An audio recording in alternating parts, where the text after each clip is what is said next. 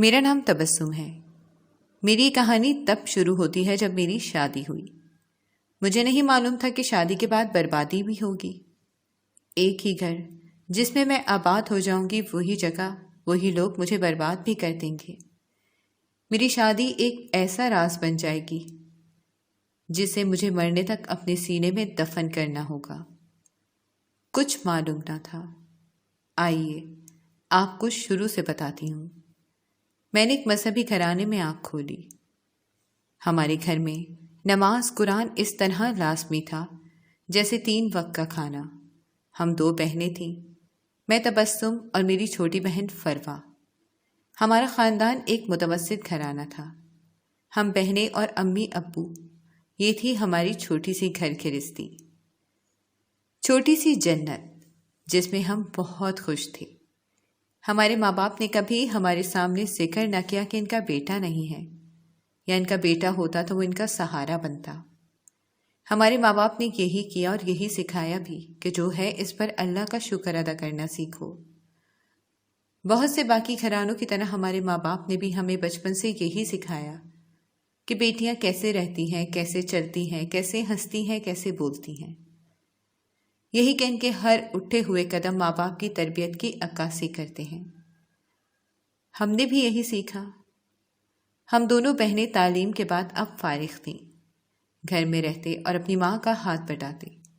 سب والدین کی طرح میرے ماں باپ کی نظریں بھی اب چوکھٹ پر لگی رہتی کہ کب ان کی بیٹیوں کے نصیب کھلیں، کوئی اچھا رشتہ آئے اور بیٹیاں اپنے گھر کی ہو جائیں۔ آخر میرے ماں باپ کی دعائیں رنگ لائیں۔ ابو کے کسی جاننے والے کے توسط سے عرفان کا رشتہ آیا۔ جمعے کے روز ان لوگوں نے ہمارے گھر آنا تھا اور میں اس دن اپنے ماں باپ کے چہرے دیکھ رہی تھی جو خوشی سے کھلے ہوئے تھے۔ میں دل میں سوچ رہی تھی کہ ابھی تو وہ لوگ دیکھنے آئیں گے، اگر وہ پسند کرتے ہیں پھر میرے والدین جائیں گے، پھر قسمت میں ہوا تو بات بنے گی، اور میرے ماں باپ ابھی سے اتنے خوش ہیں۔ خیر، ان کی آمد پر گھر کی اچھی خاصی صفائی کی گئی، چائے کا اچھا بندوبست تھا جس کے لیے امی نے شامی کباب وغیرہ گھر پر بنا لیے، باقی چیزیں بیکری سے لائی گئیں۔ وہ لوگ آئے اور حسب معمول چائے پیش کی گئی جیسے اکثر ہوتا ہے۔ بعد میں امی نے مجھے آواز دی، میں کچھ دیر ان کے پاس بیٹھی رہی، پھر اٹھ کر اندر چلی آئی۔ کچھ دیر بعد وہ لوگ بھی چلے گئے۔ امی ابو بہت پر امید تھے۔ چند دن بعد ان کا پیغام آیا کہ ہمیں لڑکی پسند ہے، آپ لوگ بھی آئیں اور دیکھ لیں لڑکا اور گھر بار۔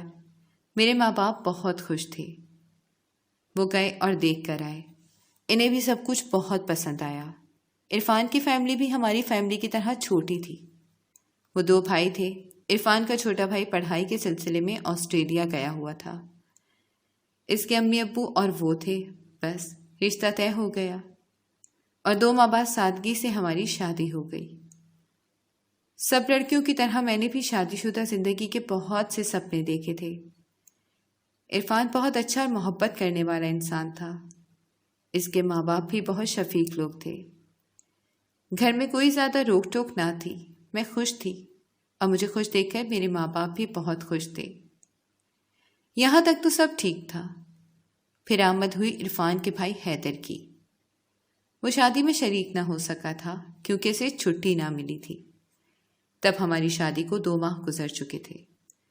جب وہ آیا تو اس دن گھر میں اچھا خاصا اہتمام کیا گیا۔ حیدر کی پسند کے کھانے بنائے گئے۔ میں اور امی سارا دن کچن میں رہے۔ اس وقت کیا معلوم تھا کہ میری زندگی میں طوفان آنے والا ہے۔ عرفان اور اس کے ابو ایئرپورٹ چلے گئے حیدر کو لینے۔ سب بہت خوش تھے۔ ان کا چھوٹا بیٹا 4 سال بعد گھر واپس آیا تھا۔ مجھ سے مل کر حیدر نے عرفان کو چھیڑا، واہ بھائی، بھابھی تو بہت خوبصورت ہے۔ سب اس کی بات سن کر ہنسنے لگے۔ سب رات دیر تک بیٹھے باتیں کرتے رہے، چائے بھی ساتھ ساتھ چلتی۔ زندگی کے شب و روز اسی طرح گزر رہے تھے۔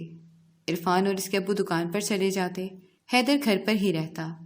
اب اکثر ایسا ہوتا کہ بازار جانا ہے یا مجھے امی کی طرف جانا ہوتا تو عرفان کہہ دیتے کہ حیدر چھوڑ آئے گا۔ حیدر بڑی کھلی طبیعت کا مالک تھا، جو منہ میں آتا فٹ سے کہہ دیتا۔ مجھے بات اچھی نہ لگتی مگر میں کسی سے کہہ نہ سکی۔ ایک روز میں کچن میں کام کر رہی تھی کہ حیدر بھی چلا آیا۔ میں نے اس سے پوچھا کہ کیا چاہیے؟ اس نے کہا کچھ نہیں، آپ کی مدد کرنے آیا ہوں۔ بس وہ یہ کہہ کر کچن شیلف پر بیٹھ گیا۔ کہنے کو مدد کرنے آیا تھا، مگر کتنی دیر بیٹھا باتیں کرتا رہا، ہنس ہنس کر لطیفے سناتا رہا۔ باتوں باتوں میں اس نے پھر میری تعریفیں شروع کر دیں۔ بھابھی، میں یہاں ہوتا تو کبھی آپ کو بھائی کی دلہن نہ بننے دیتا، اپنے لیے پسند کرتا۔ وہ خود ہی اپنی بات پر کہکا لگا کر ہنسنے لگا۔ مجھے عجیب لگتا، وہ آہستہ آہستہ کھل رہا تھا، کبھی میرا ہاتھ پکڑ لیتا ہنستے ہنستے، کبھی گھٹنے پر ہاتھ مار کر بات کرتا۔ میں کس سے کہوں، اس کے امی ابو سے یا عرفان سے یا اپنی امی سے؟ میں بس سوچتی ہی رہی، کسی سے کچھ نہ کہہ سکی۔ عرفان سے بات نہ کرتی کہ کہیں بات نہ بگڑ جائے، کہیں بعد میں الزام میرے سر نہ آ جائے۔ اس کا بھائی ہے، کہیں ایسا نہ ہو کہ مجھے ہی پریشانی کا سامنا کرنا پڑے۔ وہ سب جس طرح آپس میں مل جل کر رہتے ہیں، مجھے اندازہ ہو گیا تھا کہ حیدر کے خلاف کوئی میری نہیں سنے گا۔ خیر، میں نے دل میں عہد کر لیا کہ میں خود ہی اس سے کہوں گی کہ ذرا مجھ سے فاصلہ رکھا کرے۔ مجھے اچھا نہیں لگتا۔ انہی دنوں ہمارے گھر میں میرے والدین میری چھوٹی بہن کے لیے رشتہ تلاش کر رہے تھے۔ میں سوچتی ہی رہی اور وہ منحوس گھڑی آ پہنچی۔ اسی دن عرفان اور ابو دکان پر چلے گئے، امی محلے میں کسی کے گھر میلاد پر چلی گئی۔ میں اپنے کاموں سے فارغ ہو کر اپنے کمرے میں لیٹ گئی۔ حیدر ابھی تک سویا ہوا تھا۔ میں نے سوچا اٹھے گا تب اس کے کھانے کو کچھ بنا دوں گی، تب تک کچھ دیر لیٹ جاتی ہوں۔ نہ جانے کس وقت میری آنکھ لگ گئی۔ ذرا سے کھٹکے سے میری آنکھ کھلی تو کیا دیکھا کہ حیدر میرے کمرے میں ہے۔ وہ دروازے کی کنڈی لگا رہا تھا۔ ایک پل لگا مجھے، میں سمجھ نہیں پائی کہ یہ کیا کرنے والا ہے۔ میں اٹھ کر بیٹھ گئی۔ اتنے میں وہ میرے پاس آ کھڑا ہوا۔ میں نے کچھ کہنے کے لیے منہ کھولا تھا، اس نے سختی سے ایک ہاتھ میرے منہ پر جما دیا۔ آنکھ کے جھپکے کی طرح وہ منحوس گھڑی آئی اور گزر گئی۔ حیدر چلا گیا۔ امی واپس آ گئی۔ میں شام تک اپنے بستر سے اٹھ نہ سکی۔ میرے ہاتھ پاؤں ابھی تک کانپ رہے تھے۔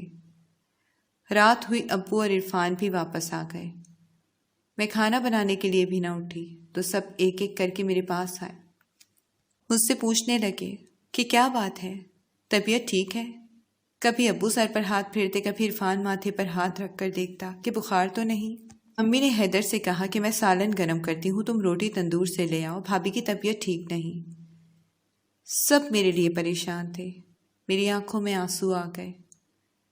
ارے رو کیوں رہی ہو؟ ابو نے سر پر پیار دیا۔ نہ میرا بچہ، انسان بیمار ہو جاتا ہے، پریشان کیوں ہوتی ہو؟ عرفان کھانا کھا لو تو تبسم کو ڈاکٹر کے پاس لے جاؤ۔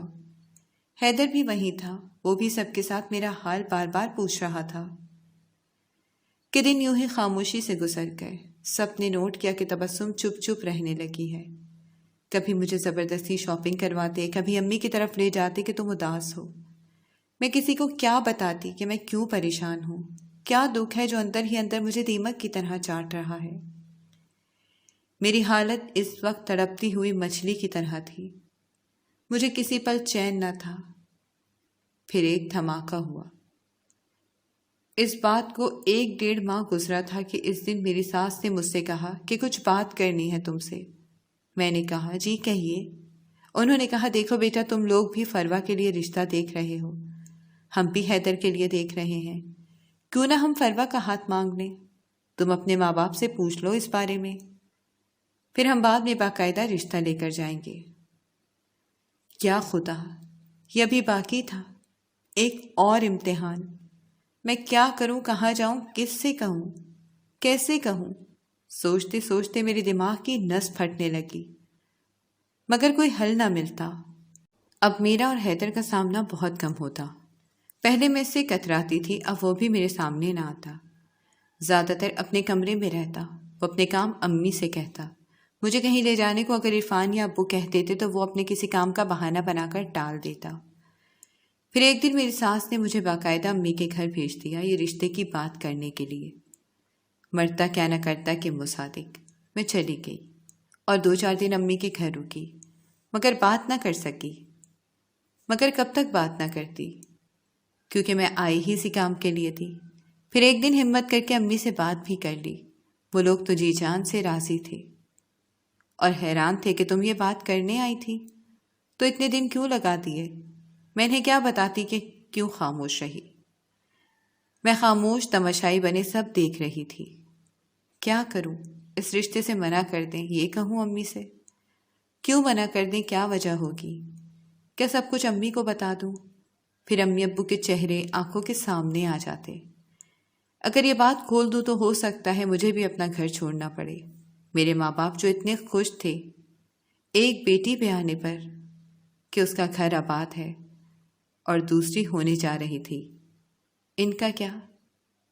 اف، سوچ سوچ کر میں پاگل ہونے والی تھی۔ امی ابو نے ہاں کر دی، رشتہ طے پا گیا۔ سب خوش تھے سوائے میرے۔ پھر ایک دن میں چھت پر کپڑے پھیلانے گئی اور حیدر بھی وہاں آ گیا۔ اس نے سوکھے ہوئے کپڑے اتار کر اکٹھے کیے۔ میں اسے دیکھ کر نیچے جانے والی تھی جب وہ میرے سامنے آ گیا اور دونوں ہاتھ جوڑ دیے۔ مجھے معاف کر دیں، میری غلطی ایسی نہیں کہ تلافی ہو سکے، مگر میں نے اپنی طرف سے ایک کوشش کی ہے۔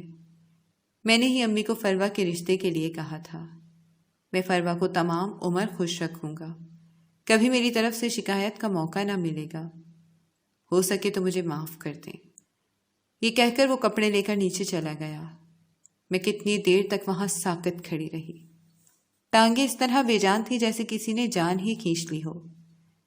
حیدر اور فروا کی منگنی ہو گئی، 2 ماہ بعد شادی بھی۔ فروا بھی بہت خوش تھی حیدر کے ساتھ۔ ہماری شادی کو 1 سال ہونے والا تھا۔ انہی دنوں ہم اکثر ڈاکٹر کے پاس آتے جاتے رہتے تھے چیک اپ وغیرہ کے لیے۔ ہر ڈاکٹر نے یہی کہا کہ کوئی کمی نہیں دونوں میں، بس خدا کے گھر دیر ہے ابھی، جب خدا کو منظور ہوگا تب میرے امی ابو بھی میرے لیے دعائیں کرتے۔ میرے سامنے حیدر اور فروا خوش تھے۔ وہ دونوں اکثر باہر کھانا کھانے جاتے یا وہ اسے امی کے گھر لے جاتا۔ اپنی بہن کو خوش دیکھ کر دھیرے دھیرے میرے زخم بھی بھرنے لگے۔ ان دنوں میری امی بیمار رہنے لگیں۔ عرفان نے کہا کہ میں اور فروا باری باری امی کے پاس چلے جایا کریں۔ 10 دن میں چلی جاتی، پھر میں گھر آتی تو فروا 8-10 دن کے لیے چلی جاتی۔ یوں ہی ہم نے 6 ماہ گزارے اور پھر ہماری امی اس جہان فانی سے کوچ کر گئیں۔ میری امی جاتے ہوئے بھی خوش تھیں کہ دونوں بیٹیاں ایک گھر میں ہیں اور خوش ہیں۔ ماں باپ کی خوشیاں اولاد کی خوشی سے جڑی ہوتی ہیں۔ ہماری ماں چلی گئی اور ابو اکیلے رہ گئے۔ اب ہم دونوں کو ابو کی فکر لگی رہتی۔ فروا امید سے تھی، وہ اب گھر سے کم نکلتی۔ میں کبھی ابو کے پاس چلی جاتی، کبھی سالن بنا کر انہیں دے آتی۔ دوسرے تیسرے دن آخر شادی کے 1.5 سال بعد اللہ نے ہماری بھی سن لی۔ میرے ماں باپ کی دعائیں میرے حق میں قبول ہو گئیں۔ اللہ تعالیٰ نے مجھے اپنی رحمت سے نوازا اور فروا کو نعمت سے۔ ہم سب بہت خوش تھے۔ خدا کا شکر تھا جس نے ہمیں نوازا۔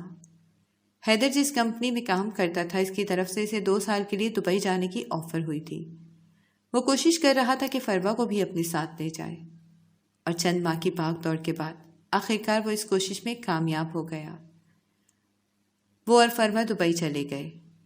جاتے ہوئے، سب سے ملتے ہوئے جب حیدر میرے پاس پہنچا تو ذرا سا مسکرا کر بولا، کہا سنا معاف کر دیجیے گا، چھوٹا اور نہ سمجھ ہونا، جانے انجانے میں کہیں آپ کا دل دکھایا ہو تو معاف کر دیجیے گا۔ سب اس کی بات پر ہنس دیے۔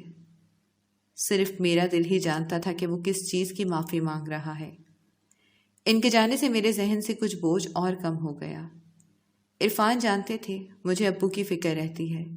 ان سب کا خیال تھا کہ ابو ہمارے پاس آ جائیں۔ میں اور عرفان ان کو لینے گئے، مگر وہ نہ مانے کہ اچھا نہیں لگتا، مگر عرفان بھی کہاں پیچھے ہٹنے والے تھے۔ چند دن بعد ابو اور ہم سب مل کر دوبارہ انہیں منانے گئے۔ آخرکار انہیں ہار ماننی پڑی اور ہم انہیں اپنے ساتھ گھر لے آئے۔ اب وہ ہمارے ساتھ ہیں، ہماری آنکھوں کے سامنے، تو مجھے سکون ہے۔ زندگی ہنسی خوشی بسر ہو رہی ہے۔ میں اپنی بیٹی کی طرف دیکھتی ہوں تو خدا کا شکر ادا کرتی ہوں اور دعا بھی کرتی ہوں خدا سب کی بیٹیوں کو اپنے امان میں رکھے۔ بس ایک پھانس ہے جو کبھی کبھی چبھنے لگتی ہے۔